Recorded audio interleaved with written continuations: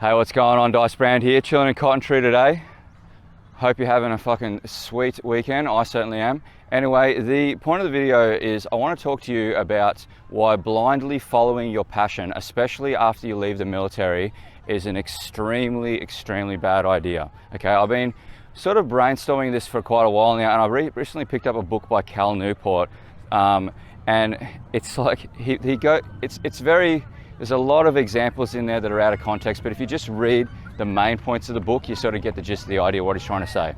So why is it such a bad idea? Okay, when you first get out of the military, you might be a little bit frustrated, okay? You're trying to work out like, okay, well, the military has given me a sense of purpose now for an extended period of time, and now all of a sudden I'm getting dropped in the deep end, dropped into civvy land, and I just want to do what I want to do because I feel a little bit like, I guess, disconnected from the military for quite a while, and now I just want to do what I want to do. I just want to go find what makes me happy, man. So why is this a bad idea? Well, number one, you need to understand like that the military has been paying you a pretty penny, okay, especially if you're in the Australian military.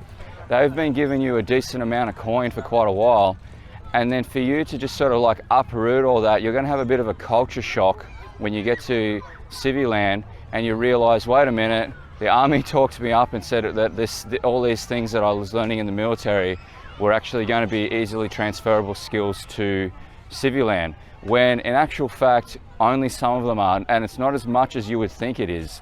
Okay, the military tries to make out, okay, we're actually walking past some war memorial now, not disrespecting the military or anything, I'm just saying that the way that they go about it is they try to instill a sense of confidence in you, but sometimes they go a little bit too far with it. It's like an overinflated confidence and like a moral superiority over the general public.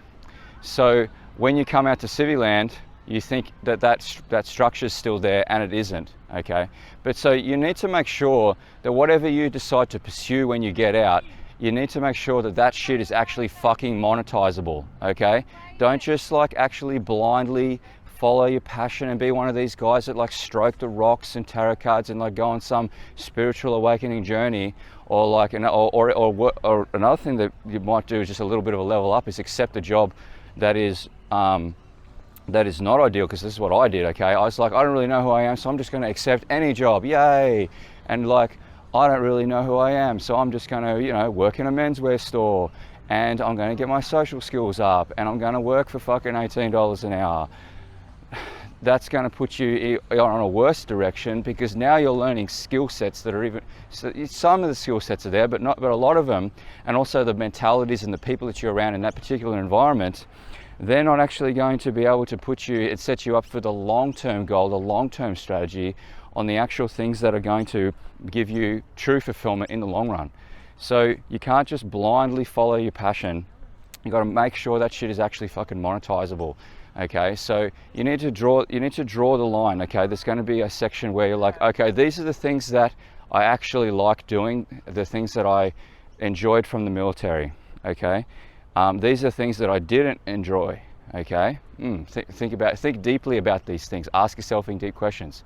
Then the next thing is like, the next axis is like, how much money do I actually need or want to be able to live the life that I think I deserve, or I know I deserve. Okay, so there's that element. Okay, and you can't just say lots. Okay, I just want all the money. No, you need to actually map this thing out. Okay, for me the number is around $5-10 million to retire. Okay, so once you actually put the number in your brain, you're like, okay, if I want to get this and this, I'm going to have to provide X amount of value to people. I'm going to have to charge X amount of money and get this many clients in this amount of time. It starts to open up your brain just a little bit more to these things, okay? And also what it does is it gets rid of a lot of professions that weren't actually going to be able to support your lifestyle from a monetary standpoint, okay? You might get fulfillment out of it, but everybody's got to get paid, okay? And if no one's going to be happy, like I really resonate with Grant Cardone, no one is going to be happy broke, and no one's going to be happy in such situations where you're not actually making enough money to be able to pay the bills. So if you want to swim with the fucking dolphins and do that sort of stuff, you can do that on the weekends, okay? But that passion, okay, and that thing that you do on the weekends cannot be all the time for what you do to actually, like, the long-term projection. How do I explain this? Like the long-term ideas that you have. Okay, so there's that element. But we can also take this to the other end of the spectrum, okay? What happens if we fall into another trap, okay, which is kind of a little bit off topic from this video. So like, this video was originally like, why not to blindly follow your passion? Well, the other side of the coin is like, what happens if you don't even work out what your passion is? Okay, what if you don't work out the things that drive you, and then you start to accept work or do something that is unfulfilling? So you're basically it's just an extension of why you left the military in the first place. So if you don't get to your understanding of what your core values are, what drives you, what motivates you, what would be the most ideal life that you would want to live, you're not going to have a clear roadmap in your head on what to do, how to go about it, who would be the best people to talk to about to get to that, and you're just going to be a fucking leaf in the wind. And then eventually you'll either go job hopping, you job hop all over the place for a number of years, and then every time you job hop and you move, a little part of you dies on the way. That's not the way you need to go about it. I should probably turn around. So yeah, if you got something out of this video, I really thank you so much for watching. If you like this video, hit the like button. If you dislike this video, hit the dislike button. If you maybe even consider subscribing. If you need somebody to be and you like my coaching style, to be able to point out the things that you're doing well, point out what your strengths and weaknesses are, give you sort of like a bit of an idea of like what you could actually bring to the table, what sort of what's your value proposition to the marketplace. Okay, what are some values that you are unaware of, and some skills that you're unaware of that you had from the military that you could transfer into civilian life, and then cross-reference that with like, what do I actually want out of life? What would be the best life for me to live beyond military now? Okay, what would really excite me? Because I feel a little bit, right now you're probably feeling a little bit, soul destroyed. And you're like, I've had enough of the military for the last 12 months. I just want to relax, man. Okay. Unfortunately, I've got some wind coming in. Unfortunately, I'd hate to say this, but now is not the time to like crawl up into a little ball and give up and just sort of use your savings to keep you afloat.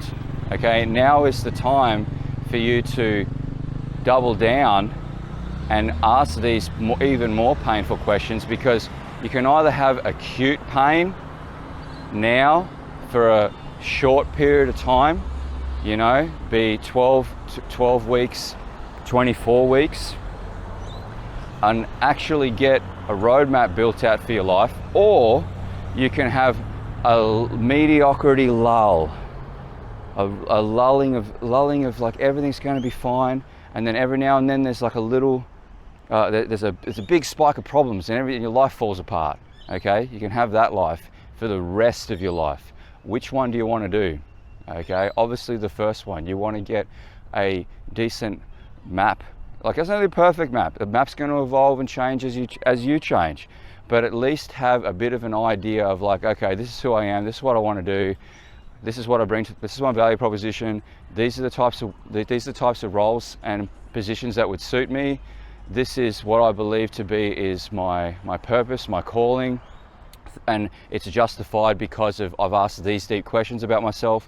And you and I will work together and we'll dive into these questions. Okay, we'll dive in. We'll go down the fucking rabbit hole together. I know it's fucking scary. I wish somebody had helped me with this when I got out of the military, but my ego was way too high. Okay, my ego was like, you know what, I'm just going to put all this money into a car because that's what gives me happiness and that's what gives me purpose. Bad idea. Anyway, with that being said, thanks so much for watching. Dice out.